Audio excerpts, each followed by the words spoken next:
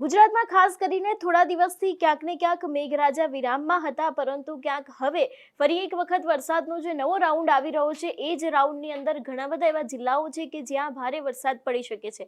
સૌથી પહેલા તો આજના દિવસથી સમજવાની શરૂઆત કરીએ. ખાસ કરીને આજે સમગ્ર ગુજરાતની અંદર ક્યાંક ને ક્યાંક હળવો વરસાદ પડી શકે છે તેવી શક્યતાઓ દેખાઈ રહી છે. દેવભૂમિ દ્વારકા છે, પોરબંદર, જૂનાગઢ, ગીર સોમનાથ અને દીવ છે, અમરેલી છે, ભાવનગર, આણંદ, ભરૂચ, સુરત, નવસારી, દમણ અને વલસાડ છે, તેની સાથે ડાંગ, તાપી, નર્મદા, છોટાઉદેપુર, વડોદરા, દાહોદ, પંચમહાલ, ખેડા, મહીસાગર, અરવલ્લી, ગાંધીનગર છે, મહેસાણા, સાબરકાંઠા, બનાસકાંઠા, પાટણ, મધ્ય ગુજરાત એટલે કે અમદાવાદ, સુરેન્દ્રનગર, મોરબી, જામનગર, રાજકોટ, બોટાદ અને તેની સાથે કચ્છ છે.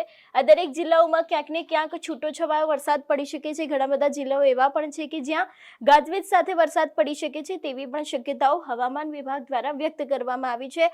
એ બાદ જો વાત કરવામાં આવે એના પછીના દિવસેની, ખાસ કરીને એના પછીના દિવસે પણ ક્યાંક ને ક્યાંક સમગ્ર ગુજરાતની અંદર જે સિસ્ટમ સક્રિય થઈ છે તેની અસર જોવા મળી શકે છે. એટલે કે કચ્છ છે, દેવભૂમિ દ્વારકા, પોરબંદર, જૂનાગઢ જે દરિયાકાંઠાનો વિસ્તાર આવેલો છે, દરેક જગ્યાએ ક્યાંક ને ક્યાંક ભારે વરસાદ પડી શકે છે.